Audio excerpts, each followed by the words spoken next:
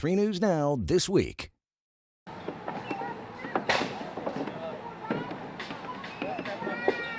Labor Day weekend, we are having an apple festival to celebrate two kinds of apples that are ready at Vala's. We've had a few attractions we've had to close because there's just too much touching, too much contact. But we've added some other things like our pumpkin light trail. And so it's a beautiful trail you walk through. There's no touching of anything. We're just excited that people want to come because I think people have had things canceled all summer long. And when this first started in March, we thought, well, we're so far away that it'll be all over because we were just supposed to flatten the curve, right? So we thought it would be all over, but of course it wasn't. And so we worked all summer to try and get things safe for everyone to come out. You know, at Vala's, safety has always been a priority for us. And but this year especially, we wanted to make it a safe place to come as well as fun. We tweet, we like, and we share. But what are the consequences of our growing dependency on social media? Well, in the upcoming Netflix movie Social Dilemma, we find out how they're tracking us more than we ever thought possible and some of the hidden dangers of having so much of our information in the hands of others.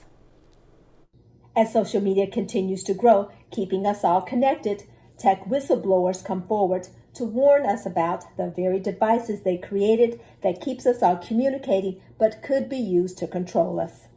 But there are much bigger problems with the way our data is being used. And this film really reveals them in a way that I think the general public can pick up. It really humanizes things like the algorithm. It literally extracts the algorithm from this invisible manipulative thing and humanizes it by having actors that kind of act as different factors of the algorithm. So you can see if the algorithm were a human, what would it be like? The movie is filled with accounts from Silicon Valley insiders, from Google to Facebook. It is a national security threat. And it's not just about people watching videos of kids dancing. These are platforms that have so much data on us that they can do, for example, what they call sentiment analysis. So they can analyze the population of that application for how they're emotionally feeling. And then they can create propaganda to change the way those people feel.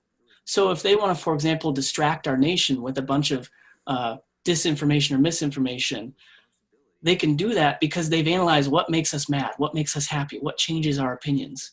They knew that because we posted all about it. We gave them everything. Toscano says there's a lot of good with social media platforms and that they aren't looking to destroy the positives, just lessen the threats and dangers of the bad. One step further, they have access to our GPS data. Now people are like, well, I'm nothing special. And to be honest, you're not. It's not about you. It's about all of us. When they can track hundreds of millions of people at once, they can see how we move through cities. They can see what our inroads are, what our outroads are, what the weak points in our nation are. And they can do that because it's like they have a heat map on our society. While the goal of the movie is to make people aware and rethink privacy settings, they ultimately want to get laws into place to protect and get safeguards in place before it's too late. Now, along with Toscano, they will have the co-inventor of the Facebook like button, the former president of Pinterest, someone from Instagram, Twitter, and a whole host of others. Now, Social Dilemma starts airing this Wednesday on Netflix. One person has died after a crash in Omaha early Sunday. The incident took place off the JFK 75 split in I-80 eastbound just past 11:30 a.m. Omaha police confirmed that one person died at the scene. No word on what caused the crash or if anyone else was injured as a result. The investigation is ongoing.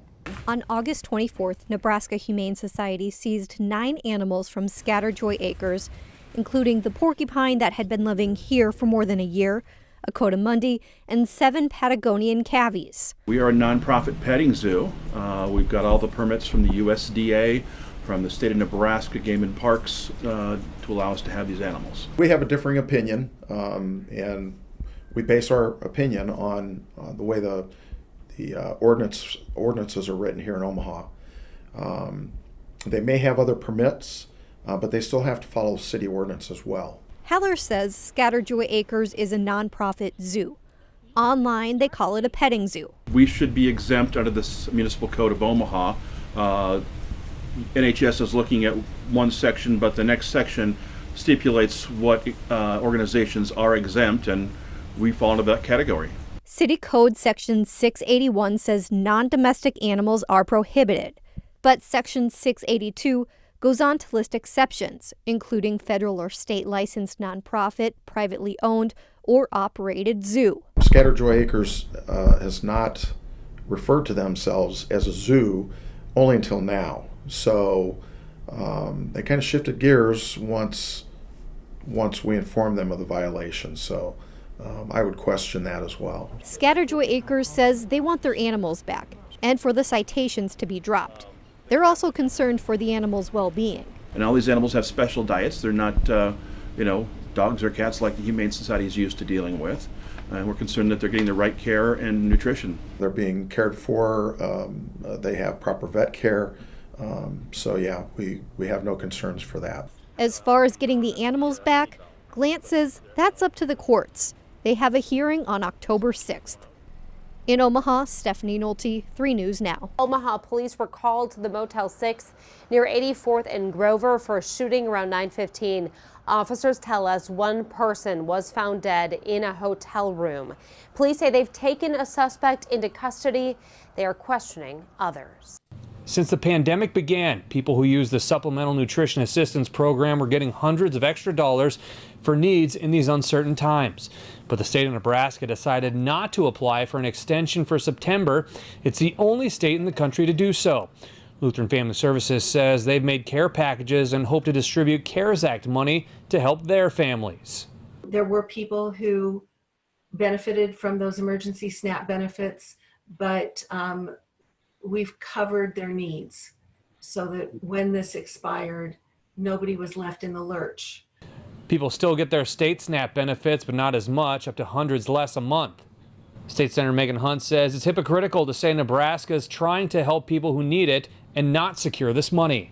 In practice, we're actually not doing a lot to support our workers. We're not doing a lot to support families, those single parents, those people working minimum wage jobs, the workers who we're calling essential.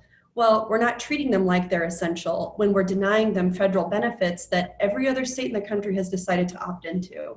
Nebraska DHHS says the need has decreased as people are getting back to work. Quote, state programs will continue to return to their typical operations as we continue to return to a greater place of normalcy and work to get Nebraska growing. We encourage all residents who can and are able to get back to work to do so. Hunt says it's tax money we pay in, but every other state is benefiting from. She wants to call a special session to get something done. Without a special session, there's nothing that the legislature can do to help Nebraskans facing this problem. All of the power right now rests in the executive branch and the different agencies in our state government. So it's very important that we go into a special session to address the urgent needs that Nebraskans are telling us about every day. Reporting in Omaha, Jake Wozakowski, 3 News Now. Business owners have had it tough during the pandemic. Layoffs, furloughs, and pay cuts seem to be a common theme. But one local donut shop has persevered after months of delays to their grand opening. 3 News Now reporter Rudolph Sinaida has more on Hertz Donut Company and the incredible response they're already seeing weeks before opening. It may just look like a lot of boxes and t-shirts now, but soon, when all the finishing touches come together, this will be the new Hertz Donut Company location on 120th and Blondo. It's been a long, drawn-out process, of course, with the virus, as everybody well knows. We picked a difficult time to open a new business. After months of delays, the donut shop is set to open September 30th. There's already one location in Lincoln, but the Omaha community is ready for one here. My wife's been watching it on Facebook since February. Dedicated customers are already showing up and showing out by supporting and buying t-shirts and other merch. Kevin, they're open 24 hours. 24 hours of donuts, 365 days a year. Everything is handmade right here, which is the best thing about us. Is we are open 24 hours a day, so we never stop baking. All those hours and days of operation requires a lot of staff. So the business is bringing in some much needed job opportunities to the area. We require a large staff because we are open 24/7, 365. So we have to have roughly 100 employees on hand. The company is currently actively hiring and having fun doing it. Some job requirements include employees going at least 11 minutes without making a TikTok, breathing daily, and of course, having an appreciation of some skillful sarcasm. Our goal is to make our customers leave laughing and just have the best possible experience. And it looks like it's already working. Weeks before the big opening. Reporting in Omaha. Take care. Rudolph Sinaida, 3 News Now. Again, the grand opening is September 30th, but the business will be offering special offers and prizes leading up to that big day. You can learn more on our website, 3newsnow.com. And you can find all of our rebound stories, plus employment resources, tips for managing the stress and anxiety this change is causing on our website, 3newsnow.com, under the Rebound Heartland tab. And if you have a story idea for us, we'd love to hear about it. Email us at rebound@3newsnow.com. Attention Law East and West units. The procession to escort Investigator Herrera is commencing from UNMC to Lincoln, and at broadcast 1406.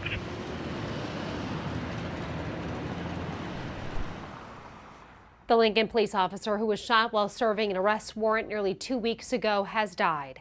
Investigator Mario Herrera spent 23 years on the Lincoln police force. Good evening, I'm Jennifer Griswold. Omaha Police and Nebraska State Troopers, along with Lincoln Police, escorted Herrera from Omaha back to Lincoln this afternoon. Officers took 42nd and Leavenworth Street to I-80. The Lincoln police officers joined the escort along the way. There were people along the street and overpasses waving flags and holding signs, cars honking their horns. This is a photo the Nebraska State Patrol tweeted. It's the overpass between Omaha and Lincoln. You can see the fire truck and ambulance there, people holding flags and saluting as the procession drove by. Investigator Herrera died early this morning at Nebraska Medicine. He leaves behind a wife and 4 children. 3 News Now reporter Kent Lutzen is live in Lincoln by the police station where a tribute has formed tonight. Kent, what are you seeing out there? Yeah, thanks, Jenny. We are here outside the Lincoln Police Department where people have been coming in and mourning the loss of Investigator Mario Herrera. They have been bringing flowers and donations and placing those on this police cruiser right behind me here. It has just been quite a somber moment here. And we know that, a lot of people in the community have felt this. This is one of their own, especially these officers that worked with him. This is a brotherhood. We know that police departments across the nation, when they lose one of their own, it's like they've lost a family member. Now, it is a very somber moment. You can tell that there's a lot of flowers that have been placed here. People have been coming in as we've been here. And we've only been here for the last 20 minutes, and we've seen quite a few people bring in some flowers and even donations for the police department. And after this live shot, Jenny, we're going to actually sit and talk to some of those people and really get to know about what this loss is for them and who he was as a person and what this means for the community of Lincoln. And if you are, in Omaha and in Lincoln area, people are definitely out here mourning the loss. There's been people that have been crying. There's people that have been praying and definitely just taking a moment to reflect who Mario Herrera was and what, again, this means for the community. And we're going to have all of this and talk to some of these people out here mourning, and we were going to have continued coverage tonight at 10 as well, Jenny. Back to you in the studio. Kent, thanks so much. And as Kent mentioned, there's an outpouring of support for Herrera's family and the Lincoln Police Department also on social media. NSP tweeted this out saying, "Heartbreaking. We mourn the passing of Investigator Herrera and send our condolences for his family, Lincoln Police, and all who had the privilege of knowing Mario. His life of service will never be forgotten." Governor Ricketts ordered that all flags fly at half-staff today to honor Officer Herrera. In a statement, he said, quote, "Suzanne and I were devastated to learn of the passing of Investigator Mario Herrera.